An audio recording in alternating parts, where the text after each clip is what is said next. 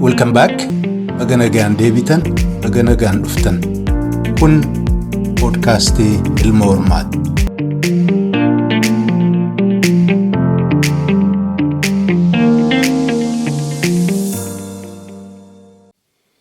Shama kabajamoo hordoftoota podcastii Ilma Hormaa. Akkam ooltan, akkam bultan, akkam jirtu, nagaadhaa fayyaadhaa. Kurfii jaal dhugaasaa waliin qopheessine ka duraa marti keessanuu jala deemtaniitu ka jedhu abdiin qaba. Warri hin daawwanne yoo jiraattan irra deebi'aatee daawwadha. Egaa hadhas waa yeroo darbirraa kutaa lammaffaa qabannee isin dhiyaannee jirra. Jalqabarraa kaastanii hamma dhumaatti akka qalbii guutuun hordoftan kabajaan isin affeera gama kurfii keenyaatti. Egaa dirree bobba'uun waan tokko mataa sirra tuqoonuu tuqxeedha. Qophiin gahaan hin turre qabsoo hidhannoo gaggeessuuf xiqqaatu dura bu'anii hawaasa ofii ijaaruun caasaa jabaa keessaa qabaachuun caasaa dhiyeessii loojistik dawaa uffannaa hidhannaa duubbeellee waa hunda ogaa tartiibaan qopheessataniiti. Egaa xiqqaatu warri naannoo biraatti akkas godhaa turanii jabaan duubaan Suudaanii qaba, gaara Eertiraa jiraa fi yeroo dheeraa diddaa keessa turaniiru. Isin maal qabdan gaafa jalqabdan kana hunda akkam turtanii bifa kamirraa kaatan hidhannoo dhiheessii caasaa deeggarsa hawaasa keessatti biyya ollaatti?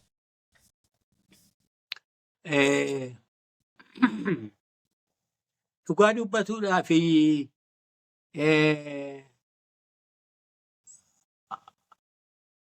yeroo amma bira dabartee irra aantee jettu kana salphaa fakkaata. Yeroo sana qophaa'u jechuun haafu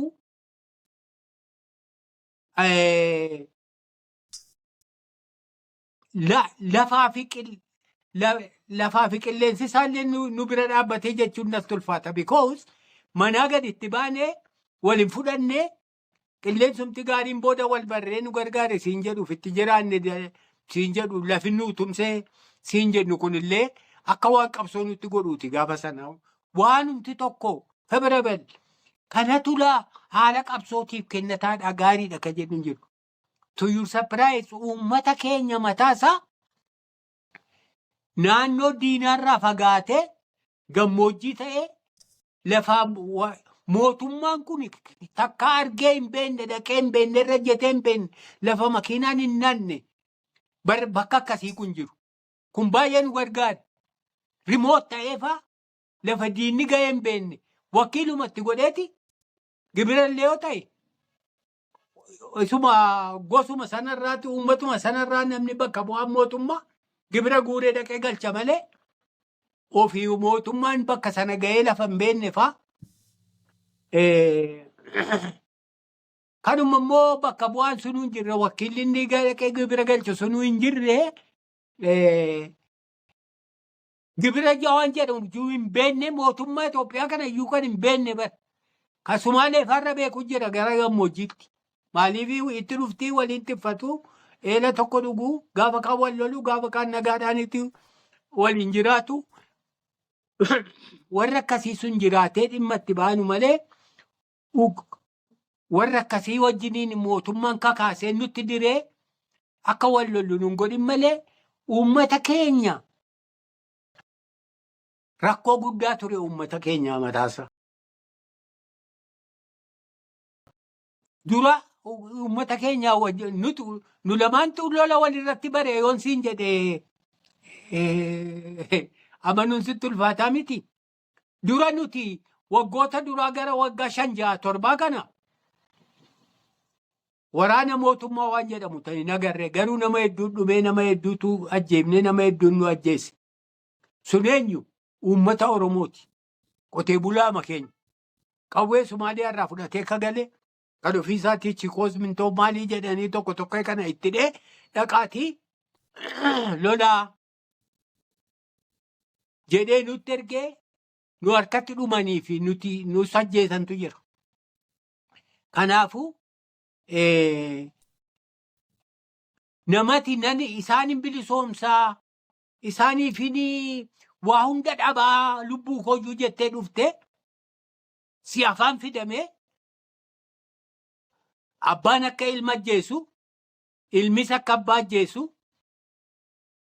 sana caalaayyuu immoo waan garaa nama gubu yeroo dalagamu deebiteeti uummata sana akkan irraa baratuuf akkuma diinaa sana gara jabina haa argugaa nutis kunoo duuti garanaan isin jirti oboonis nama ajjeese jechuu dhaga'anii beekanii haa dabatanii jettee tarkaanfii jiilchaa tokko fudhatta fira kee farratti. Nu keessaa gaa kan oduudhaaf otoo hin ta'in ilma ta'ee abbaa isaa kan ajjeese abbaan immoo argitee dargii ta'ee dhufee ilma isaa kan ajjeese kun waanuma very common. Uummatuma jaallannu mataasaa of dura ajjeesaa walirratti bobba'aa turre kun maal jechuudha qabsoo carra qabeettiin ta'in kan ofii keetti duultu jechuudha bar. Akkuma waraanuma amma waboo jennee ala baane kun gamaa gamana qabannee wali garagallee wali dhukaaf nuti yoo firummaadhaan ilaalte yoo aantummaadhaan ilaalte warruma keenyatti ofumatti abbaaf haadha keenyatti dhukaasuudhaan dirqabne jechuudha bar. Kanaafi tokko gaa ulfaataan kanarraa kan hafe qawwee waan jedhamu kana hanga dhumaattu hanga bara chaartaraattu tokkoonsaa qawween akka biraatti nuti karaa ba'aa arganne hin jiru. Qawwee diinarraa yookaan waraana uummata isaa ta'uu kan diinni hiriirse nu afaan kaa'ee wal afaan nu deebisee nutti deebisu mataa isaarraa ta'uu danda'a. Loltuu milishaa ta'uu danda'a. Waraana mootummaa dhaabbataa ittisa biyyaa ta'uu danda'a. Poolisiidha yeroo hedduu kan dargiin nutti bobbaasaa ture. Poolisii dhatu mataa ajajoota waraanaa godhee milishaa kana nutti bobbaasaa ture yeroo hedduu. Warra kanaa wajjiniin isa ta'u. Jara kanaa fi diibboosaa kan argitee kuufamaa rasaasaatiif qawwee mootummaati malee hidhannoon keenya maddii hidhannoo keenya bakka tokkorraa iyyuu miti. Hidhannoo walirraa argatuu dhiisiiti. Ollummaadhaaf ka qabnu Jibuutiin baay'ee nurraa fagoodha. Achi nu hin geenyu wal ga'uu hin dandeenyu turre. Sumaalee waan jedhamu kana kunoo hanga gara Keeniyaa kaasee hanga Jibuutiitti geessu kanaa waldaan keessa ba'a. Kanaa wajjin tokkoffaa manaayyuu warruma isaanii Muqaadishoo dhumarraa ukaasee biyya keenya waan barbaadanii waliitiin. Isee dasii daangaa Oromoorra jirtu wal qubattu kun immoo eelarratti margarratti waanuma xixiqqoo irratti horii gaala wal jalaatuudhaa fi loon wal jalaatuudhaan diinummaan jirti walitti duulama. Isa kana nutis uummata keenya irra goruun dirqii waan ta'eef yoo seenumnaa irra wayyaan dhuftee irraa lollaa kanaaf walii diina irraayyuu bitachuu hin dandeenye. Leeta loon gargaarsa irraa argatu dhiisi. Nama Sumaalee keessa qaqqabanneeti yookaan Oromoon Sumaalee of fakkeessite deemtee dhattee rasaasa isaan irraa noobitti ani Sumaaleedha jedhee yookaan immoo namni Sumaalee horiidhaaf jecha nami gaa horiidhaaf waan fedhe iyyuu ni ta'a. Dhufee dhaqee qawwee faa nuu bitee dhufaa yookaan immoo argitee rasaasa nuu bitee dhufaa malee mootummaadha jedhamee namni nuti qawwee irraa arganne hin jiru. Wanta argatamte jiraatuu danda'a. Biyya isaanii dirqiidhaan nannee seennee biyya isaaniitti isaaniiyyuu wal lolaa waan turanii fi tokkotti maxxannee isa kaanii wal loluu dirqamnee dhiiga keenyaan rasaasa nutti kennanii akkuma isaanii lollufaa waan homaa keessa hin jirre waan hin lakkaa'amneedha. Haala kana fakkaatuun kan jaallataniitu hin ta'in dhimma nutti bahuudhaaf kan nuu kennaa turte.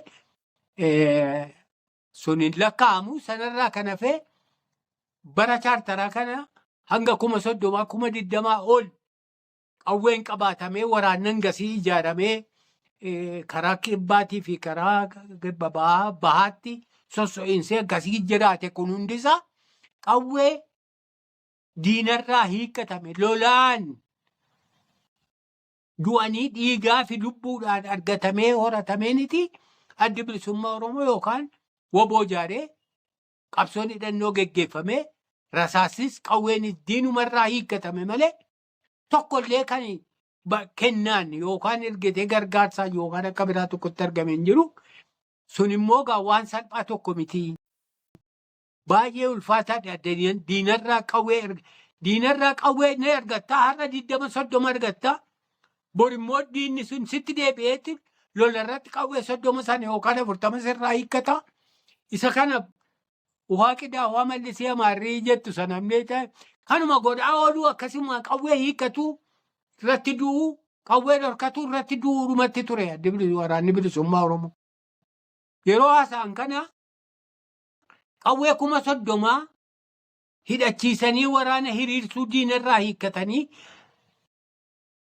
yeroo jedhanii dubbatan kana salphaa fakkaata. Garuu qawwee tokkitti hiikuudhaaf nama tokko waan ajaa'iba. Lolaa kunis baay'ee si ajaa'iba beektaa. Guyyaa guutuufaa lolaa oolleeti gara diinaatii eenyu du'ee nama tokko du'ee jedhama.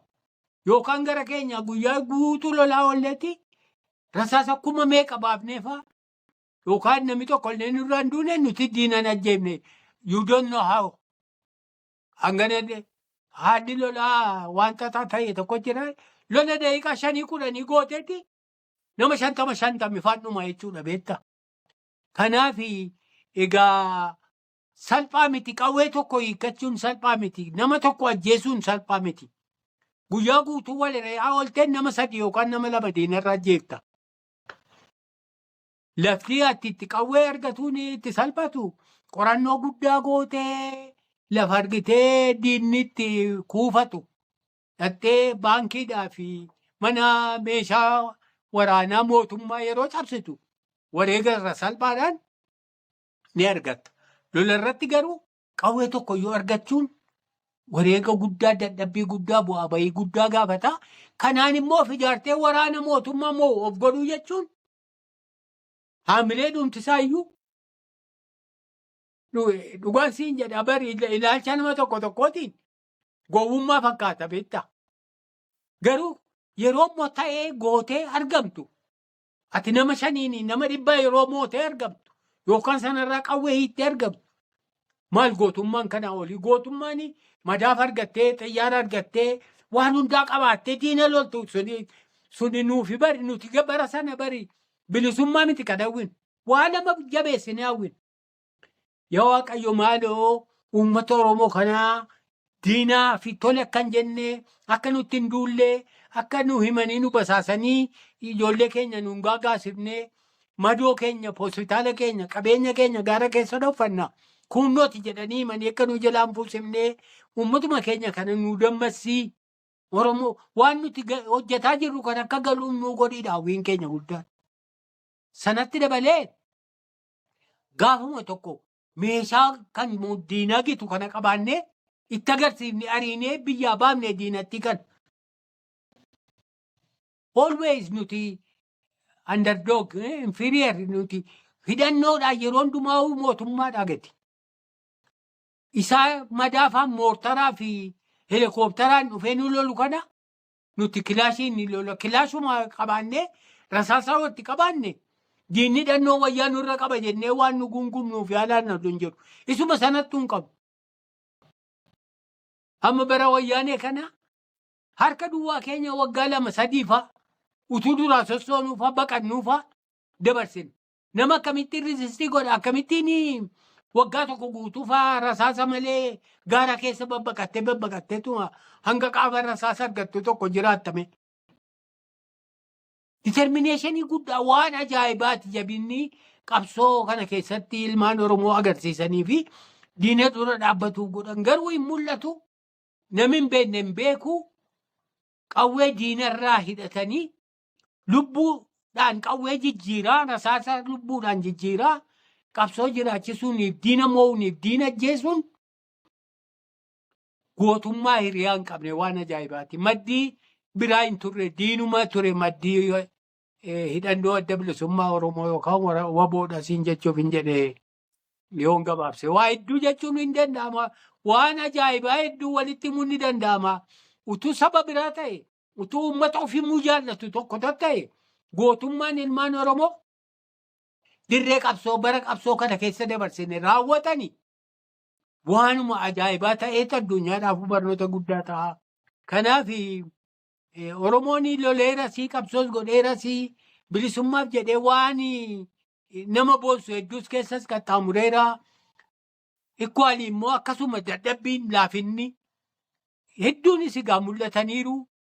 Garuu hin himanne malee jabina isaatu irra madaalaa siin jechuuf hin jedhe akka keessa dabarfame malee gowwummaa fakkaataa wallaalafaa fakkaataa murannoon barbaachifne faa jedhamee namni nuqee quyyuun dhabamu ta'a yoo ta'e malee dadhabbii qofaanii kan himamu miti adda bilisummaa Oromoo jechuuf hin jedhe.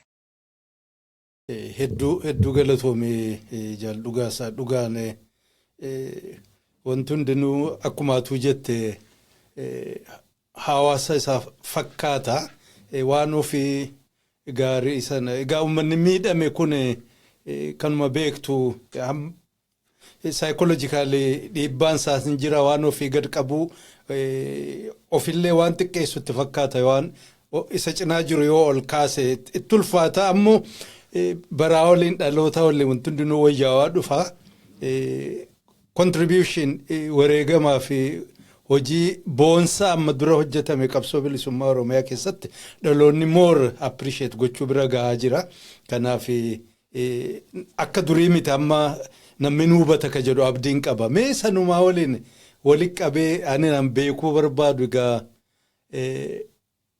yeroo sana gabbahanii bilisummaa jedhanii keessaa uummata keenya baadiyyaa jiru dhiisi namuma magaalaa jiruttu himuunu nuyi warra Oromooti Oromiyaadha mootummaa Itoophiyaa kana laafaan ta'u kanarra bobba'anii ijoollee nama yaangi ta'e miseensa kaadhimatanii waraanatti as fiduun waraana immoo ijaaranii akkuma beeknu uummanni keenya qofaa miti uummanni baay'een gara baadiyyaa jiru kun gosoota ollaa jiru waliin immediate issue qaba akkuma silaate eela bishaanii haa taatu bakka waan loon itti tikfatan ta'u walii bubbuun hin jira humna oguu argu kan ni barbaadu humni kun nu tiksaa isa qabsoo olaanaa biyyaa fi Oromiyaaf qabsoofna jedhu sanarra inni ollaa jiru sana immediate threat jara kanatu na dhiibuu jira kanaaf gaaddisa naa taatu wanni kun akkamiin baalaansi gootanii kaayyoo guddaa deemtanu sanaaf immediate rakkoon manni qabu kana humnatti kee ka gosaa akka hin taane. Baay'ee yeroon sitti muu waan wal faallessu waan tanaasa'u maal dubbataa naan jechuu dandeessa beektaa waan xaxaa tokko waan wal kontiraadiktii godhu hedduutu jira. Amma sila maalan siin jedhaa ture. Uummatuma keenya walii dhukaasaa turree diinni waliima keenya nutti walitti nu bobbaasaa tureen siin jedhee miti. Hanguma sana immoo hanguma sana lubbuuma walitti taane ilmaan abbaa tokkoo fi ijoollee akkuma maatii taane baay'ee uummata kanaa wajjiniin wal jaallannee yoo akaayis qabaatee yoo qixxaas qabaatee yoo marqaas qabaatee yoo mulluus qabaatee. Waanuma qabu waan inni qabu kana wajjiniin nyaanne inni waraana ala jiru kanaafi uummati mana jiru addaddummaan isaa sadarkaa wal'aalamuutti akkuma nama tokko taane qabsoo irrattis jireenya irrattis jaalala irrattis hangana tokko wal seenne jaalala uummata kanaarra kaka'e rakkoo hunda kan itti obsitu kan waa takka illee ergitee qabnu uummata kanaaf du'uun qabaa akkas ta'uun qaba jettee ati murannoon guddaan akkasitti bulu ta'uun isin jira jechuudha. Yeroo lolaa amma akkuma siin jedhe naannoon nuti keessa bobbaanee ofitti agarsiifnee nu baranii kan irraa fagoo siin jedhe kana waan sila dubbanne kan afaanii sana faa waraana afaanii. Caalaa uummata kan argitee kooflu kan jaallatu kan gammadu eessaa dhufe jedhee akkana sii jala taa'ee sirraa barachuudhaaf si wajjin haasa'uu kan barbaadu. Isumatti argitee dogoggortu kanallee booda gaafa duraa sana akkana waliin turre akkana jetta turte amma kunoo akka gaariitti haasofte nu taate miti siin jedha beektaa. So uummata kana yeroo lola dhiira qofatu hin ta'in dubartiin utuu nafin ijoolleen utuu nafin yeroo waboonii muraasa tokkoon waraana mootummaa kanaan nama 100 meeqa itti dhukaasuuf lolu ililililil jedhanii qabii achiin maal jedhee mancaa fudhatanii harka duwwaa sii wajjin godhanii walii waraana diinaa kana 100 meeqa kana ariina beektaa. Ariisaa irratti namicha caccabaa oolaa qotee bulaan kun mataan isaa irraa yeroo hiikkatu jira. Baay'ee wal seenuuti jedha. Kanan sila siin jedhu kan itti duulu sunis ni jira. Kan waliin duunuu fi kan argitee lolallee waliin lollu sunuma jira. Kan madoo yeroo madaa'u fuudhee lola keessaa baasuu caala. Uummanni akka fedhe goda fedhe holqa fedhe dhaqee barbaadee kaa'ee utuu waraanniif dhaabii quban qabaatiin fayyisee ho'a kunoo abaluu fayyee jedheen sitti kennantu jira. Hagana wal seenuu tokkotu jira. Haala qabsoo ajaa'ibaa tokko qabsoo nama biraatiin saba biraatiin beennu akka gaariitti nuti yeroo walitti madaalamu keenya kun argitee waanuma ajaa'ibaa waan dur hin jirre yookaan hin beekamne yookaan hin eegne ta'utu jira. Waan akkamitti bilisummaa jedhama har'ayyuu kunoo bilisummaa jechuun warri qaanfatan warri of qusatan warri sodaatan ni jiru. Gaafa sana garuu nuti waldaalli keenya baay'ee nu gargaara. Siyaasaa waan jedhamu maddii qaqqabu kana xiqqoo sellee irraa hir'isu mirga hir'uu tokko fudhatu isa jedhamu tokko. Sammuma keenya keessa hundu bilisummaa jechuun asippa lazzaati. Bilisummaa fiduu jenneetuma gaafa uumamanaa baanes akkasumatti baanee gaafa uummatatti makamnee jirrus bilisummaa waa lama wal jaallatuudhaaf saba kanaaf uummata kanaaf biyya kana jaallatuun yoo har'allee muraasuma taane yoo har'allee godinuma tokko jiran Oromoo isa keessaa dhumne beenna nutis waa'ee uummata Oromoo bakka biraa jiru warra kanatti himna. Kanuma waliin hin jirre kana biyya kanaaf lafa kanaaf uummata kana abdanna qabeenya keenya kana kanuma dhimma itti ba'an jiru kanuma biraa agabaa jirru kanallee nuti dureessa ofiin jenna. Kana malee immoo waa'ee warra akkuma siin jedhe warra Veetinaam warra Kiyuubaa warra qabsoo godhan tokko kana ilaallee bara sana warraaqxota warra qabsoo godhantu mo'ata malee warri mootummaa hangam jabaa ta'an hidhannoo ajaa'ibaayyuu yoo qabaatan hinuma mo'amu turan. Waanuma mo'uun kun shakkii hin qabnee fi qabsoo erga goone nima moonaa inni jedhu tokko akkuma amantii optimistik waanuma sana nutti bulchen beeku ani an dhugaa dubbachuudhaaf takkaa xiqqoo selleen shakkine waa'ee bilisummaa keenyaa kan hangana turras hin seenne. Yeruma gabaabduu keessa bilisoomne inni garuu harkifachuusaaf turuusaa kana. Edaa salphaa miti akka yaadde miti jenneetuma obbo deebiinis hin taatu dhiisuunis gaa hin taatu yoo waan biraaf illee dhiifne jaallan gaafa duraa nu biraa wareegaman hoogganoonni keenyaa fi namni kun hundinuu bilisummaa jedhameeti malee siyaasaa tolchina atoonoomii biraatiin argitee quufnee dhiifna. Akka biraa tokkotti wanti jedhamu sammuu namaa keessan ture utuu bilisummaa jedhanii dhuman jaallan hedduu. Nuti sharafuufaa bilisummaa irraa gaddeebinee naannootti mirga hanga tokko nu hayyamu obbulchuu nu hayyamu Itoophiyaa demokraatessuu maali inni jedhamu sammuu keenya keessa dikshiinarii keenya keessa hin jiru ture jechuudha. Kanaafuu warrummaan amma gara boodaa kana Itoophiyaa demokraatessuu malee nun baatu nun jedhan kunu bilisummaa ma jedhaa tura waan ta'eef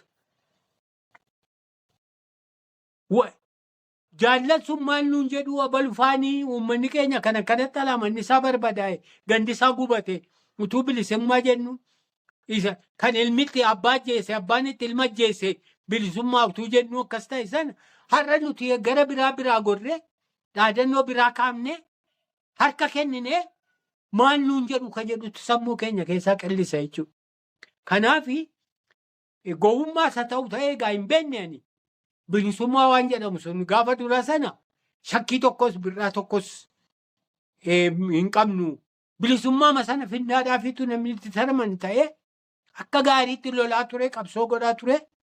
Ayyaallallattummaan kunis mala baasuun kunis hojii laaftuu qabsoo keessa barbaaddachuunis wal shawwaduunis ni jira. Teendensiin naannummaa amantii maalii waan adda addaa kun 100% under control dhibbaa dhibbatti ta'uu utuu hin ta'in waan garasitti gaalchu jedhameeti kan adabamu. Waan sagaggaalummaatti nama geessu jedhamee adabamu. Waan naannummaatti nama geessu yookaan calaqqisa isaa qabu fakkaatu jedhamee adabamu. Adda addummaa amantii dhaaba keessatti yookaan hawaasa keessatti babal'isuu jedhamee dhibbaa dhibbatti hin ayyamamu. Kontirooldiidha. Irratti duulla. Hin danda'amu waan itti fakkaatuuf namni numaa'u hin qalbisu. Hin jiru waan ta'eef. Haalli jirus si hawwatu waan sanaafi ati si tolan jettu wal fakkaataadha. Waan tokko ati balleessite mirga itti qabaatte namni biraa immoo mirga itti hin dhorkamu jechuudha. Ekwalii immoo hundi keenya iyyuu hin goonu waan ta'eef godhuu sanatti ajaa'iba ta'a malee godhuu dhabuun ajaa'iba hin turre jechuudha. Kanaaf haalli amanuu suni dhibbaa dhibbatti turee jira. Haaluma keessa jirrutu akkasis nutti fakkaate. Har'a amma yeroo argitee siyaasaan biraa dhufu tooftaanii fi ayidooloojiin adda addaa as burqu kana fa'a ajaa'iba nutti ta'a malee gaafa sana akkasuma ture. Ofii keenya irratti konfidensiidhaa fi abdii jaalala qabaatu qofatu hin taane isee hanga goollee yoo hubatuu baanne maal warra baay'ee akkasii miti. Maal Veetnaamiyyuu akkasittiin argitee Ameerikaayyuu moo'ee miti. Maali warri Aljeeriyaayyuu akkasii miti. Hanga ga'uyyuu moo'ixannoo odeeffannoo isaanii yoo qabaachuu baanne Tigireenuu ama Eertiraanuu akkasii miti jennee of jajjabeessina. Alternatiiviin biraa filmaatii biraa yookaan siyaasaan biraa gaa odeeffannoo masaayyuu hin qabnu. Beekumsu masaayyuu hin qabnu. Filmaata biraa isa jedhamu kana siin jechuuf hin jedhe. Kanaafitu bilaayindiliis haa ta'u bilisummaa jenneetumatti ciloomnee siin jechuuf. Ayyee barakaa argadhu jaalle dhugaasaa hedduu waan gaarii nu yaadachiiste. Silaa namni qabsoon kaayyoo irraan ka'an sana qabatanii deemuun hadha sadarkaa Oromoon irra gahe kana dhaqqabsiisee jira. Kanaaf waan bareedaa gootanii. Egaa hawaasa guddaa akka Oromoo kana ganna dheertuuf gargar bahee ture sana waliif fiddanii jaarmiyaa ijaartanii bilisummaa fi qabsoo jalqabdan isin durallee warri gara biyya Arabaa deddeeme sun Sheekh Hussein Suraa fi Elemoofaan wal dhagahuu dhabuudhaan adda adda deddeemuun hin ture. Achii booda dirree keessattis xiqqaatu chaartaraan dura marraa 2-3 guggufata gaaga'ama garaagaraatis hin mudate. Mee waan sana haala sana guyyaa yaadattu akkamiin irra aantanii akkam ture rakkoo maaltu fakkeenyaaf jaallanu marraa 2 wareegamanii bobbaasaa fa'aan wal dhagahuu dhabuudhaan dirree dhiisanii deemuu ture. Yeroo sana hadharra ogguu yaadattu rakkoo gaafas isin mudate sun akkam ture akkamiin irra aantanii dhiibbaa akkam qabaa qabsoo bilisummaa Oromiyaa fi isin irraan illee dhaqqabsiise.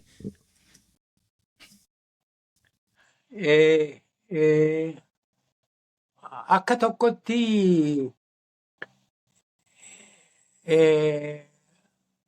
waan silaa rakkoo hin taanetu rakkoo goone natti fakkaata. Amma yeroon ilaalu utuu akka irraa kana ta'ee waan sana kontiroolii ni goona natti fakkaata.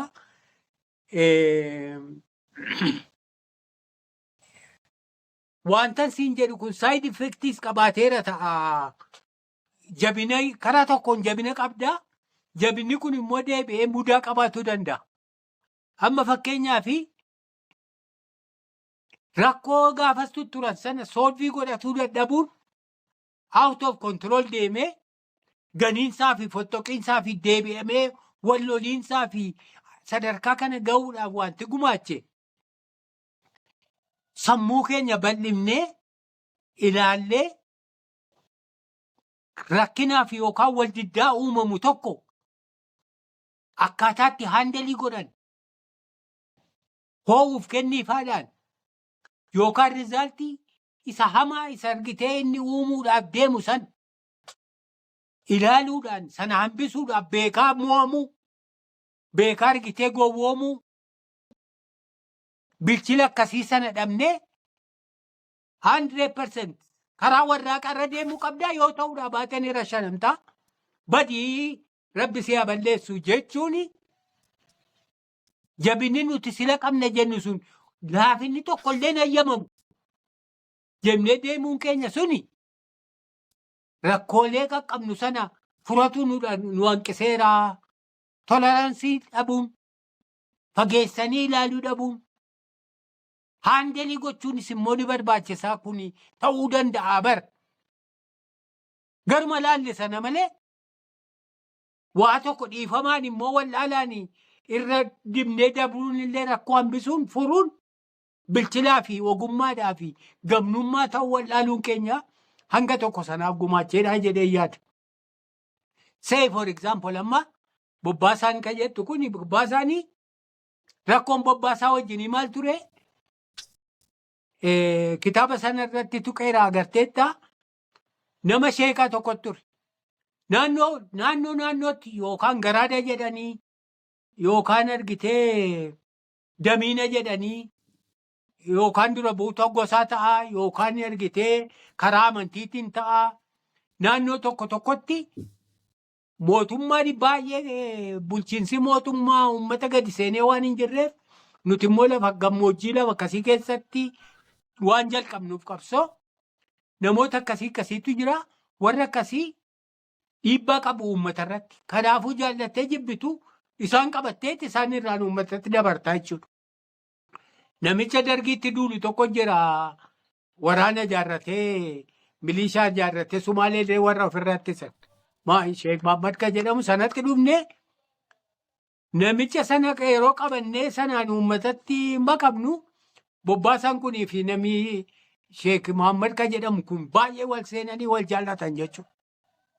Namichi kun baay'ee nama jabaadha. Namni Sheek Mahammad siin jedhu kuni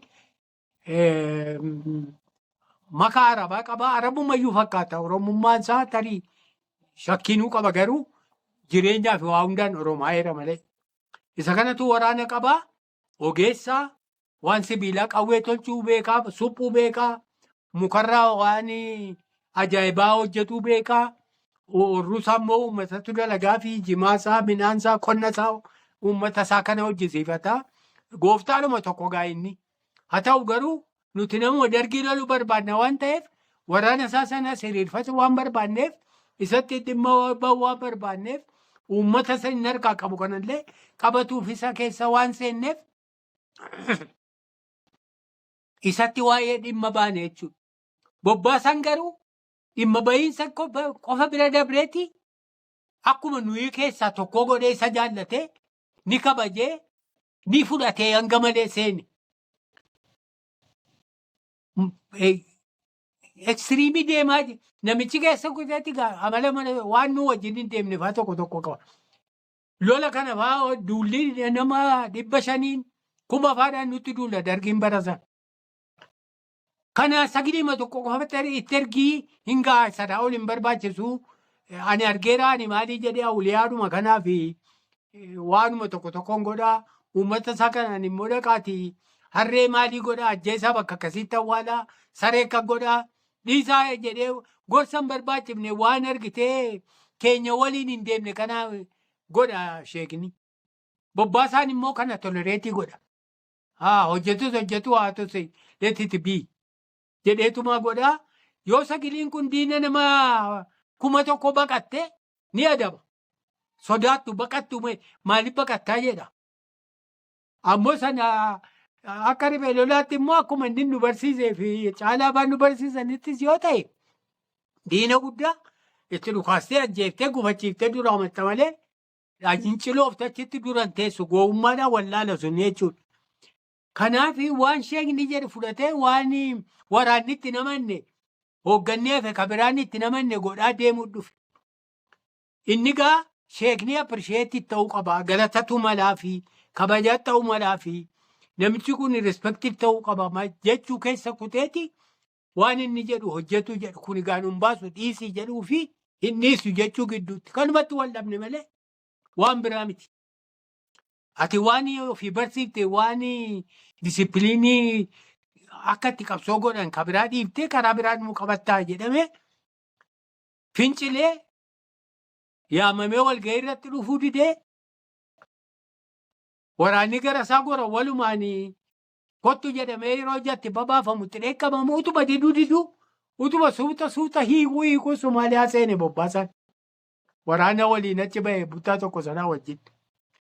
Maanni difiransiin hin jiru dhaabbiin addaan jiru aayidolojii yookaan qabsoo kana irratti yookaan maal irratti amaluma manaa fidannee dhumne kan argitee riijidiitii tokko isan nu gadhiisuu dideetuma akka itti rakkoo sana qabnu wallaallee dhaabnis kana gochuu isaatiin baay'eetti komate baay'eedhatu taajjabes baay'ee sittaarre egaa warri hamne.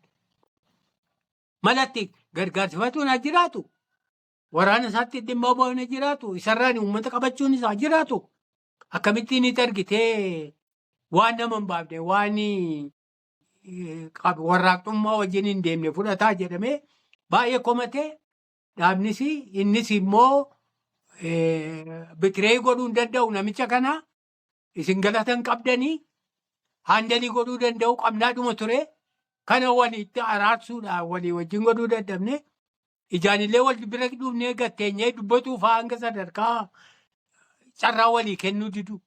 Kun gaamma namni bilchina qabu tokko namni waan qabsoo waan warraaqsaa beeku tokko gattaa'eetu fura malee dhiiqima waliin qabatee adda deemu. Jaarraanis karaadhuma ilaaluudhaan anatoo dura dhufee akkana godhee waan kana jalqabe warri boodarraa dhufan kun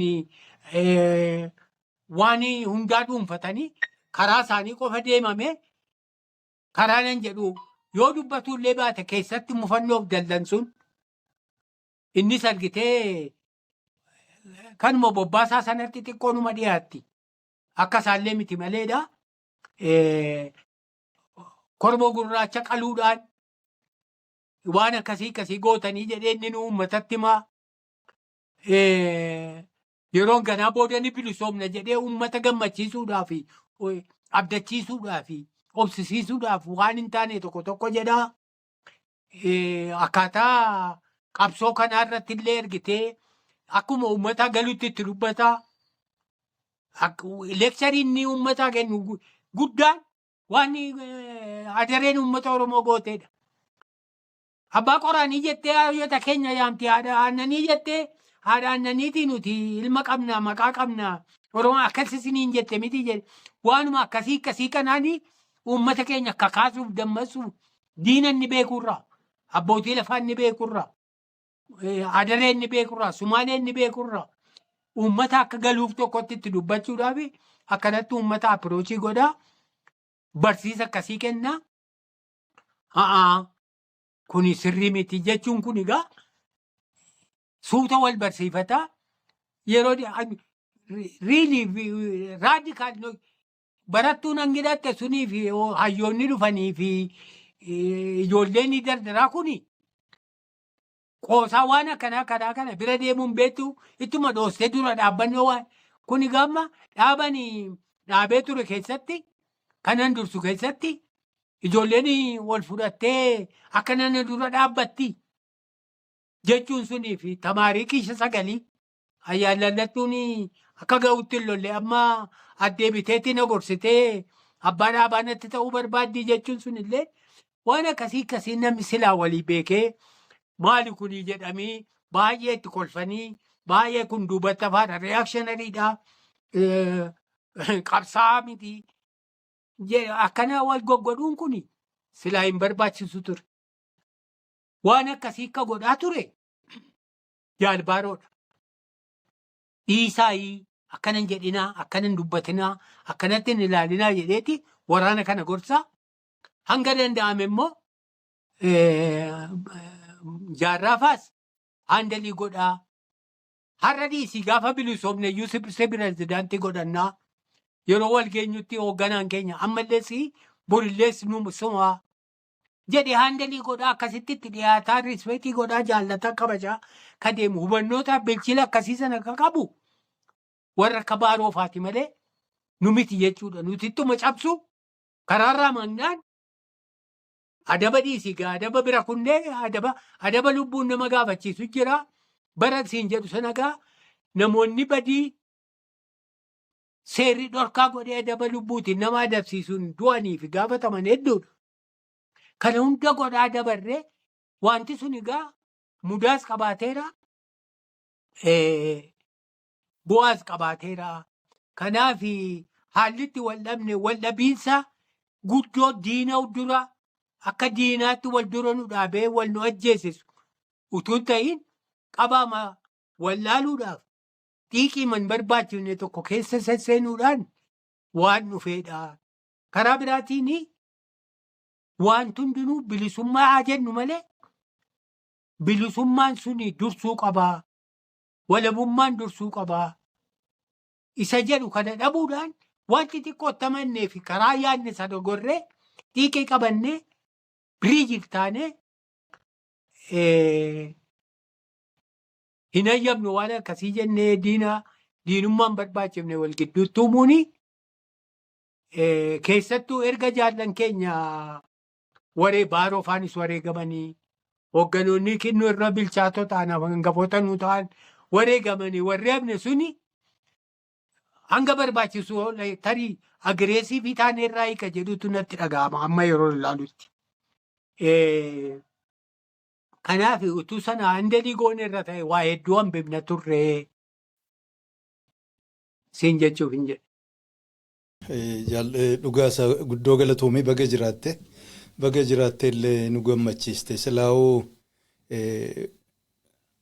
hadhi kaleessaa miti namni baraa fi haala keessa jiruu fi umrii beekumsa muuxannoo fi rakkoo gaafasii walitti qabanii hadha guutuun arguun nama dhibaa.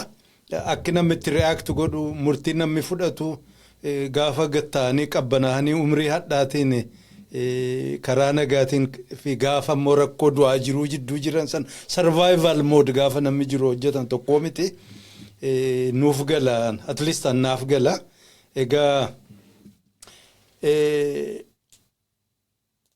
Egaa ani irra guddaa kanin seenaa kanarraa dhaga'uu barbaadu gaarii hojjetame toltuu qabsoon bilisummaa Oromiyaa fide haa taatu immoo rakkoo xixiqqoo tokko bakka guusiin qabsoo keessa wareegamni hin jira gargar deemuun hin jira uummata guddaadha biyya bal'aadha. Kanaaf amma rakkoon tokko kan isi humna keessaniin ala ka ta'e jaallan hoogganoonni bobba'anii karaa gubbaatti wareegamuudha. Egaa warri haftan itti gaafatamummaa hin eegne isin warri sun wareegamnaan amma dirqamni ka biraa isinit dhufte jechuudha. Dirqama dhaaba sana hoogganuun warra isaanirraa umriidhaafis itti gaafatamummaadhaan itti aantanii jina isinirra bu'ee akkamii gaafas akkam ture akkamiin haandil gootanii waraanni akkam facaanee uummanni akka hin rifannee jaallan akkam bittinnoofne maal gootan? Bara sana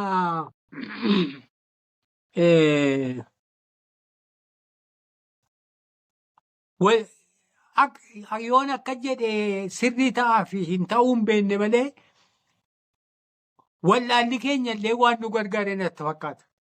Hanga ga'u tokko fageessitee yoo yaadde too much xiinxalan barbaachifnee fi fageessanii yaaduu kana yoo hangaa baaftee waan hedduu si dura tuulamaa impossibilitytu sitti mul'ata abdii kutannaa yeroo sana dhufa. Mee dhugaama rabbii dubbachuudhaaf sammuudhuma qulqulluu tokko yoo yaadde aadaadhuma Oromoo irraa uka'iiti. Hiriyaadhuma amma jaallummaa kana baay'ee dhaadeffama baay'ee barsiifama.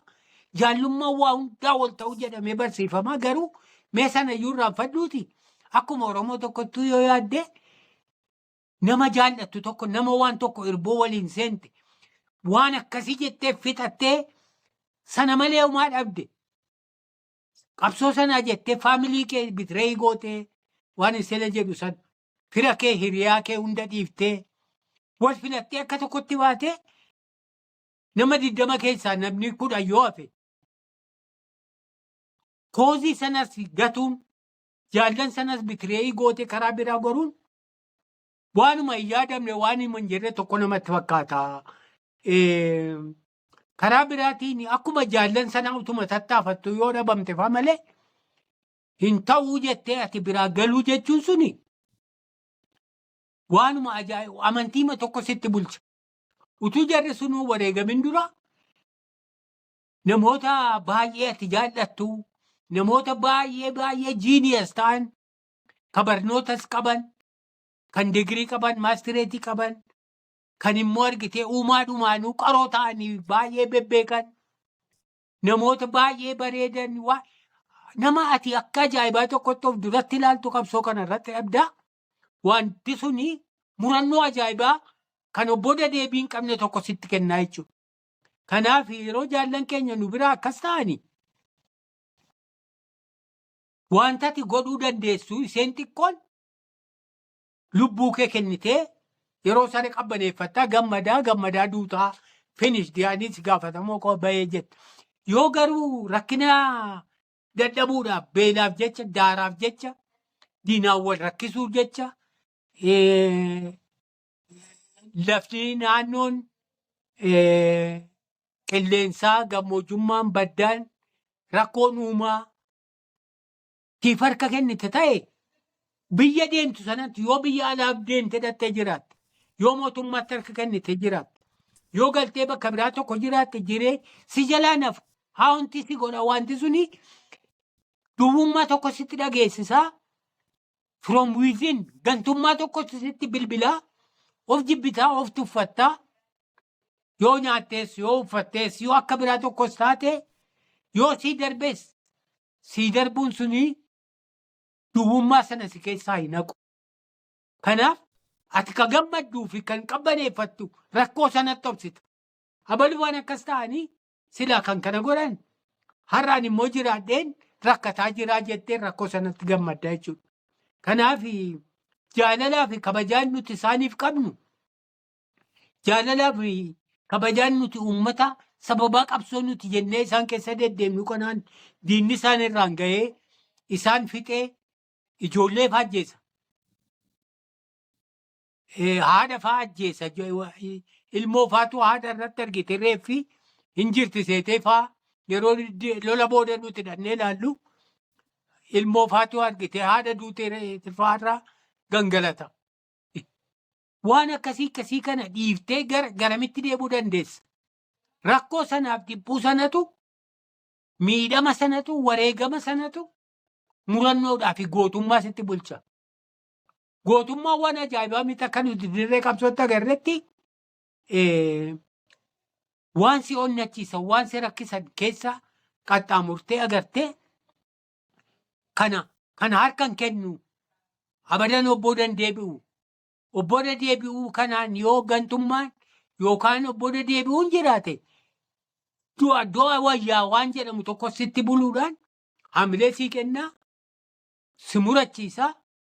Kanaaf sun immoo namni hangi tokko murannoo qabaate kaadha buutuu hin ta'in hundinuu hanga yeroo sana jiru hundinuu murannoo qabaatee wal jajjabeessee abdii walitti bulchee walirratti abdii qabaachuu wal jaallachuu sanatu murannoo sana namaa kenna. Kanaaf riili wanti yeroo isaan jiranii waliin godhaa turretu sana nutti bulche. Karaa biraatiin egaa hin eegamne amma yeroo ilaallu barrisaas tureera isaanis egaa warra gaafas turre faadhaa fi hanga tokko haa ta'an malee umurii guddaa adda addummaa jaarsummaa miti. Hundi isaanii uyyaangii turan jechuudha. Leezan 35 hundi isaanii. Isaan keessaa nameerra namirraa dullachaa yookaan hangafa jennu 33 yookaan 35 gadi ka ta'e bariisu qofa. Warri kabiraa 20 keessa turan jechuudha. Ijoolleen 10 keessa turte yuuni turte wareegama gaafasii sana keessa. Namni lamaan tokko. So abaluu akka ta'an immoo akkamittiin booda deebi'aadha.